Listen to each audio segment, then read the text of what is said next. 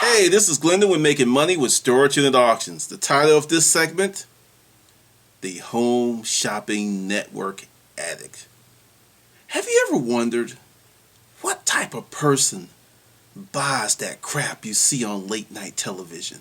Hey, for the price for only $5.99, you can get this thing that is completely useless, you'll never use, but will send it to you overnight. That type of stuff. I mean, the Baji, the Waji.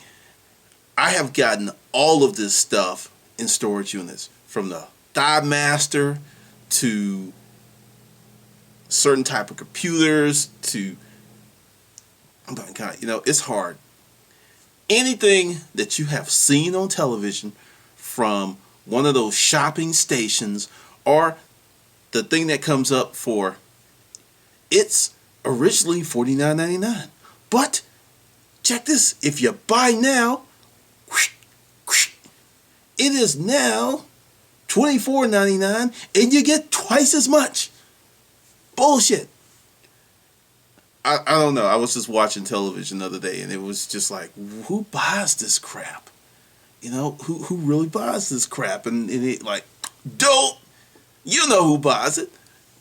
It's usually going to be female. Get mad if you want to.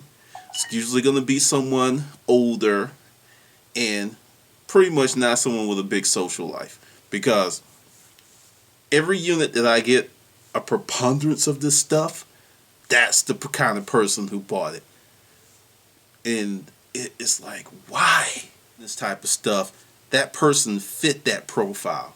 Someone that was at the corner of I don't have shit to do and Lonely Avenue.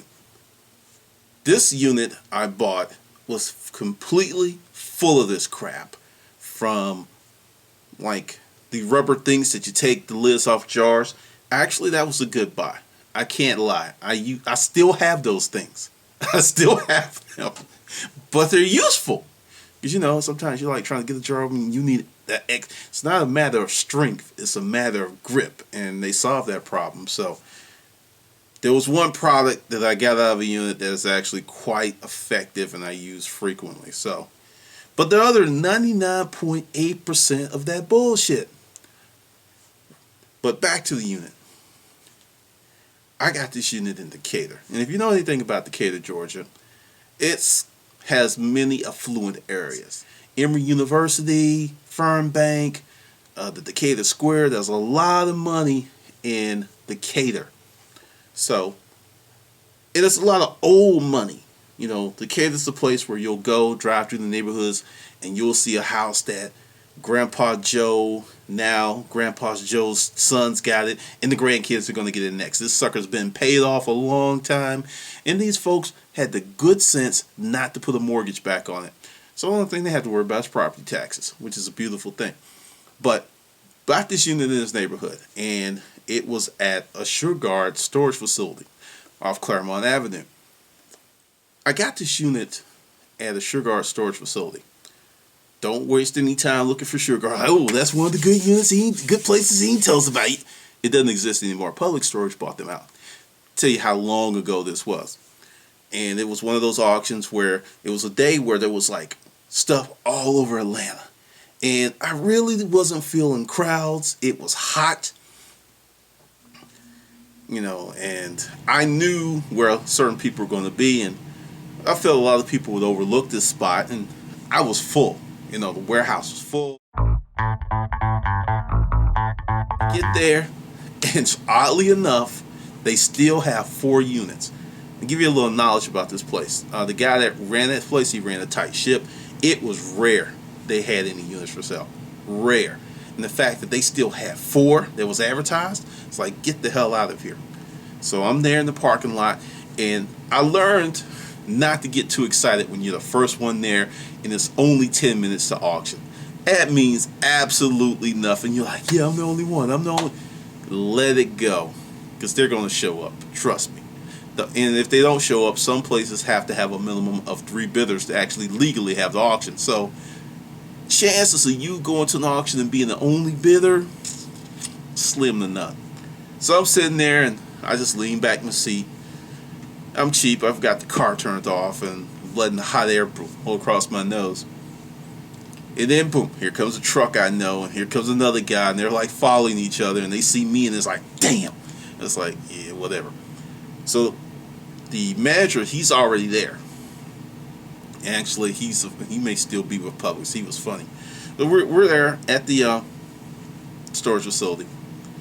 Go in, sign in, say hello, and the manager of the property wasn't there.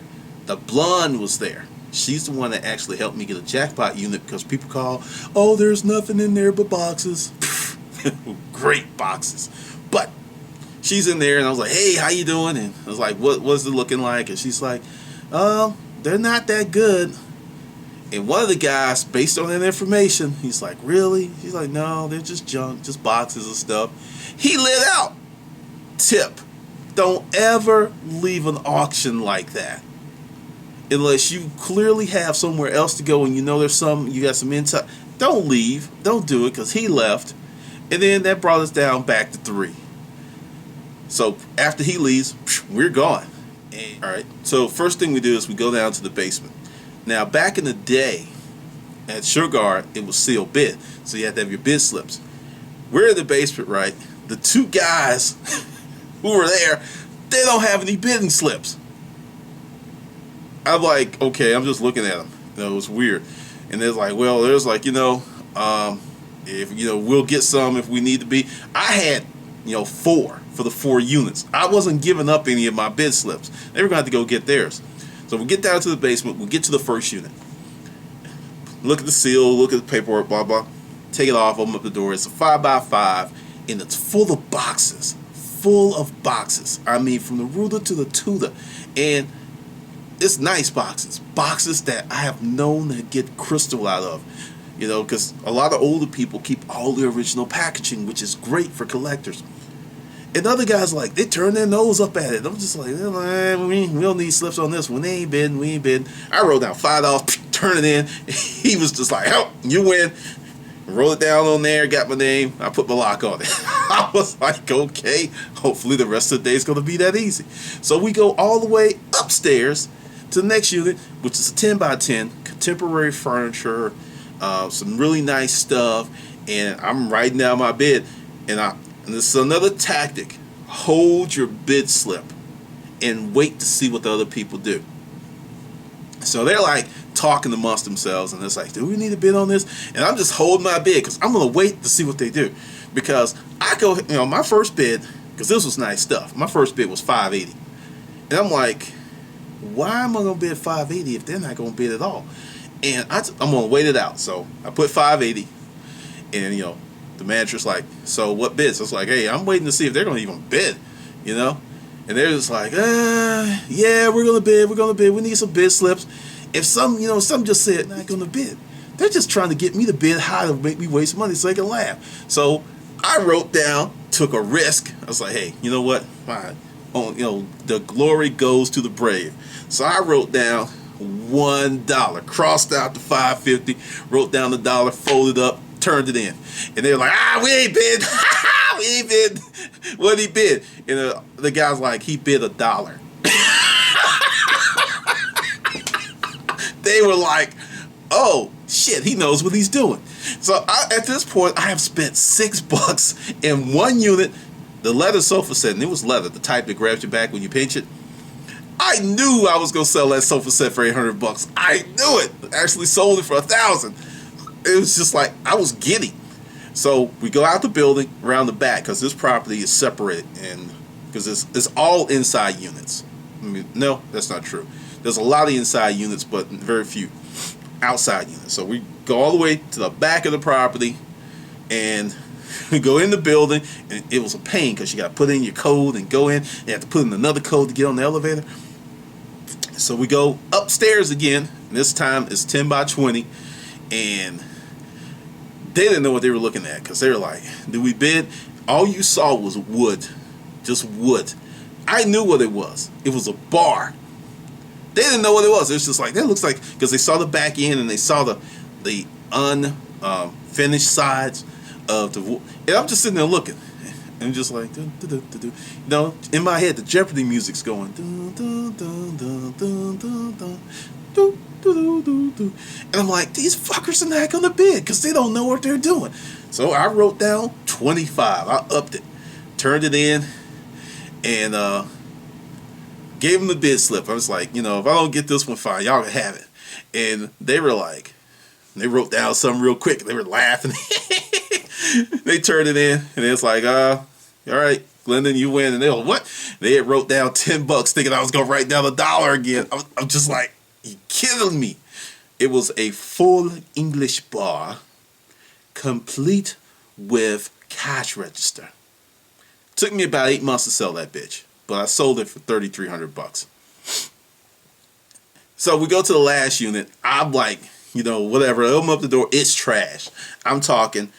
They had clearly cleaned out the unit. There was like a shoe here, some other stuff, and stuff was scattered all over the place. And I'm like, I ain't bidding. And they're like, I don't know. It didn't even go. And they actually kept that until the next Sunday at auction. And then something fool ended up paying $250 for it. Many of you are experiencing that type of stuff right now. So I'm like giddy. I've got 3 great units, and I spent $31. Didn't spend a lot of money, because the thing is, when your inventory's full, it doesn't make a lot of sense to just be going to the mat for units. It doesn't, because you got shit to sell. So why are you going to just keep pouring out a bunch of money when you don't have to? You may get lucky, you may not. I got extremely lucky. Extremely lucky on that one. So I go up and pay, give out the cash. I'm not too far from the warehouse. I go get the truck and I start loading this stuff today, because when you got a good unit, you can't wait to get into it. It's like open. So go down to the first unit, the old lady's unit. I know it was an old lady, sewing boxes stuff. And I start pulling out all of these boxes. Home Shopping Network, this networking, CV this, CBN. I mean, she was buying stuff from. It was her passion. It was her hobby. It was her occupation, because I swear to you, I pulled out 350 boxes. Understand, some of them were only like that big, of brand new merchandise that she got on the shopping networks. I mean, watches, rings. It was crazy. I was just like, you gotta be kidding me. And that unit that I spent $1 for, actually, there was no crystal. She had put her home network shopping finds in those boxes. Turned out to be better than the other 2, because it was all brand new, and some of that stuff was doing really well on eBay. I would just like put it up there in original packaging, and stuff was going. It was going. Buy it now, all this stuff. And I ended up making close to 5 G's on that $1 unit, because everything in there was new. And now understand, all 300 things I didn't sell. I sold roughly about 100. The other 200 and something were just crap. Like, I kept the things to open up the jars.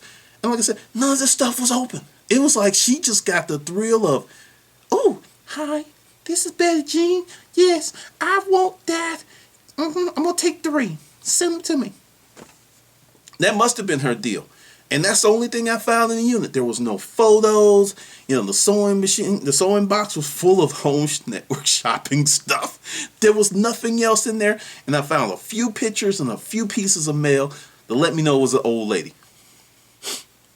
And I'm just sitting there like, why? But she spent a lot of money on this stuff. And there was stuff like measuring spoons. She even had, if you remember, I can't think of his name, Billy something, the guy that was like, OxyClean. She had the OxyClean. And there was this other guy, and it seems like either these guys are like really loud and obnoxious or British. I don't know what's up with that.